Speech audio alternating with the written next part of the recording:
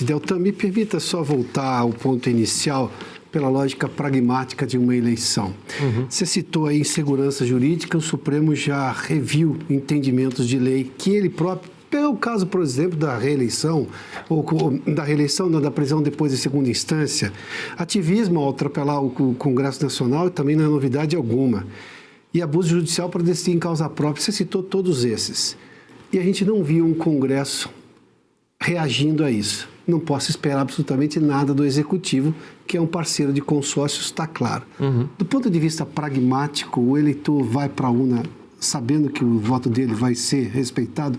Como é que se organiza para evitar que nós não tenhamos 2022 novamente? Nós precisamos nos organizar reclamando, cobrando, divulgando, protestando, pedindo, invadindo as ruas das redes sociais, se for o caso, indo às ruas das cidades, protestar democraticamente e especialmente votar em gente que não tem rabo preso. Porque quando você enche o Congresso de pessoas com rabo preso e o sistema ele é hostil, você acaba tendo pessoas que vão escolher como um presidente do Senado Federal um Davi Alcolumbre, alguém que tem várias investigações contra si no Supremo e que por conta disso não tem nenhum interesse de avançar medidas contra o Supremo Tribunal Federal. E é parecido no caso da Câmara. O Hugo Mota tem investigações relacionadas a ele, relacionadas ao pai dele, ele estaria aparecendo agora na delação do próprio Vorcaro. Então, enquanto você tiver um Congresso que eleja um Hugo Mota, em vez de eleger um Marcel Van Hatten, que eleja um Davi Alcolumbre, em vez de eleger um senador Rogério Marinho, a gente não vai conseguir ter um balanço efetivo, um contrapeso efetivo de forças no Congresso Nacional. E em relação ao que o Supremo faz. Agora, eu queria descer um degrau nisso para dizer para as pessoas, para trazer um elemento aqui de conscientização que muitas vezes as pessoas não percebem. O Congresso Nacional é muito corrupto, não é porque o povo brasileiro é corrupto. Tem gente que tem essa teoria, não sei se já ouviram. Não tem como ter um Congresso honesto num país corrupto. Isso não é verdade. Quando você olha barômetros, medida de corrupção da população na base da pirâmide social, o Brasil é apontado como o segundo país mais honesto da América Latina. Isso é apontado pelo barômetro anticorrupção da Transparência Internacional. O problema é quando você vai para o topo. Por que a gente tem uma disfunção? Porque o sistema político, ele promove uma seleção adversa em favor dos corruptos. E como que ele faz isso? Ele faz isso especialmente por meio do que existe hoje, que é chamado de emenda parlamentar, que é a possibilidade do deputado, senador, levar dinheiro para o seu estado. Um deputado leva a partir de 130 milhões de reais ao longo do seu mandato. E quando ele leva, ele vai trocar isso por voto com prefeitos, até aí não tem nada de ilegal, ainda que seja um toma lá da cá, ilegal não é. Um deputado de boa fé, um deputado correto, ele vai buscar ver qual é o maior interesse do Estado, vai aplicar corretamente o recurso. Agora, o problema é que existe o que eles chamam de volta da emenda, que é a corrupção, é o desvio do dinheiro da emenda. E se ele leva se ele leva 130 milhões de reais e se desvia, como se fala, entre 10% e 30% do valor da emenda, a gente está falando de um valor entre 13 e 39 milhões de reais que vai para o bolso dele. Qual é o teto de gasto num estado como o Paraná para um deputado federal? É pouco mais de 3 milhões de reais. Então, se ele investir, o cara que desviou o mínimo, desviou 13 milhões, se ele investir a metade disso na sua campanha eleitoral por fora, além de ele estar investindo os 3 milhões que ele vai ganhar de fundo eleitoral, de fundo partidário, além desses 3 milhões, ele vai estar investindo 6 milhões de reais de dinheiro sujo, escondido por baixo dos panos. E várias pesquisas que falam, explicam e demonstram que quanto mais dinheiro você investe numa eleição, maior é o número de votos que você recebe. Até o ponto de alguns autores, cientistas políticos, falarem que existe não só uma correlação, existe praticamente uma causalidade. Então você tem a situação em que o sistema faz com que ele fortalece os corruptos. Porque o corrupto, ele reinveste uma parte da propina no seu negócio e ele se destaca em relação aos demais. Então, a gente tem um sistema altamente pernicioso. Como que você luta contra isso? Não elegendo os corruptos e colocando pessoas que são testadas, aprovadas pelo seu comportamento no passado, pesquisando o comportamento, a postura das pessoas. Por que o nosso Congresso Nacional não aprova a criminalização do enriquecimento ilícito do funcionário público? O que é isso? É você tornar crime o cara que entrou com uma mão na frente e outra atrás e de repente ele aparece com 30 milhões de reais de patrimônio. Isso tem que ser crime. Qual é a dificuldade de hoje você punir isso? Porque hoje o crime de corrupção, ele exige que eu prove qual foi o ato que ele praticou. E quando é um parlamentar que pratica dezenas, centenas de atos, propõe centenas de projetos de lei, é muito difícil fazer a correlação É muito difícil ter a prova, por exemplo, de que o Ciro Nogueira apresentou um projeto lá em favor do Master. Se a gente não tivesse a informação da delação, a gente ia olhar os projetos, cara, o Ciro Nogueira enriqueceu. Qual o projeto? São centenas, você não acha. Então você precisa ter, recomendado pela OCDE. Por que a gente não tem no Brasil? A gente até tinha como improbidade administrativa. Só que o que o Congresso fez em 2021? Derrubou isso. Não é mais nem improbidade. Hoje não é nada o cara enriquecer no cargo sem você ter uma explicação. Isso é um absurdo. Isso é um plantel de corrupto no nosso país. E por que você não muda isso? Porque grande parte do parlamento é corrupta. Essa é a única explicação. Bom, a arena está aberta. Paula, começa com você. Eu queria trazer o escândalo do Master para a nossa conversa, Deltan, já que falamos no bloco anterior sobre a Operação Lava Jato e na semana passada tivemos um confronto entre o ministro Gilmar Mendes e o ministro relator do caso, André Mendonça.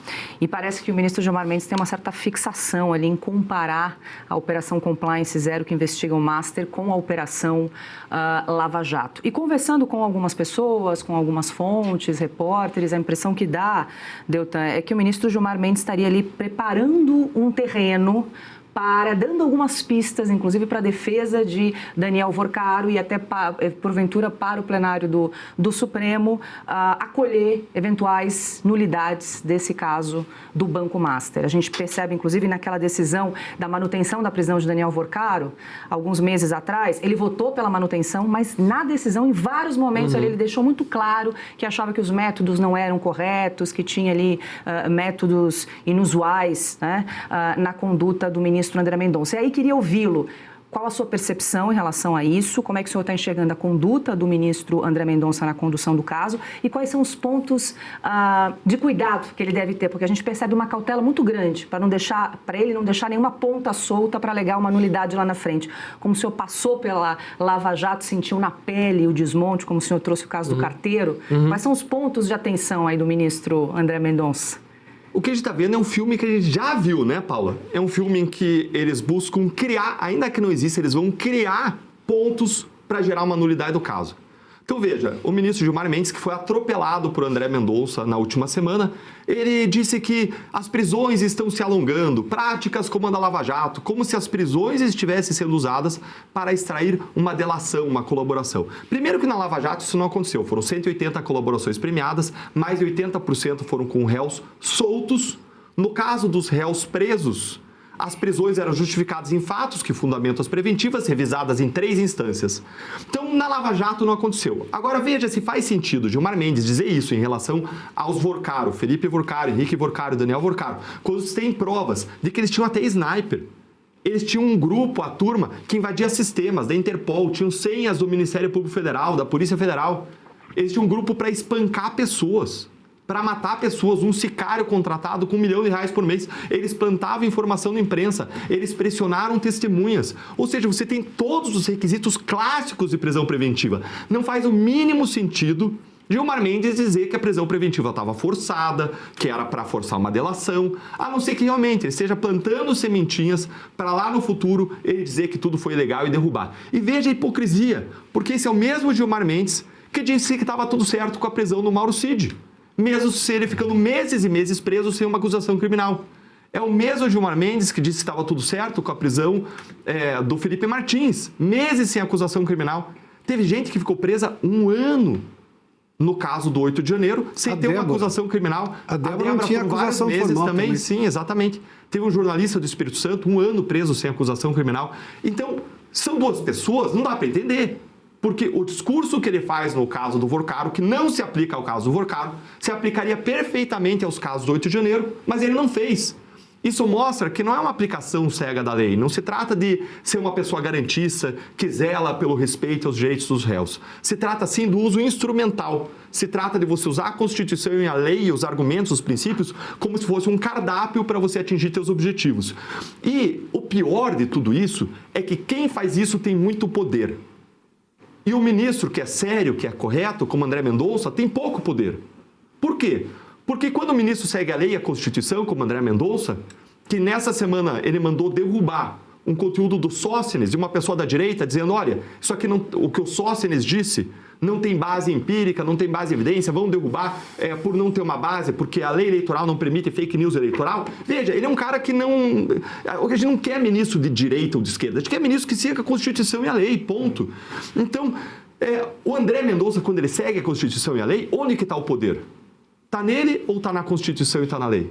Está na Constituição e na lei. Ele deixa isso claro, inclusive. Exatamente. Por que um senador, um deputado, um presidente da República vão agradar o André Mendonça?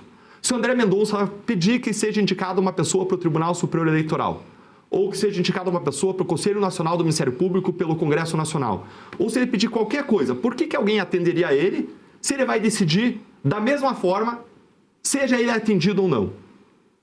Ninguém vai agradar ele. Ninguém vai atender o pedido dele. Porque a fonte da força do poder não está nele, está na lei.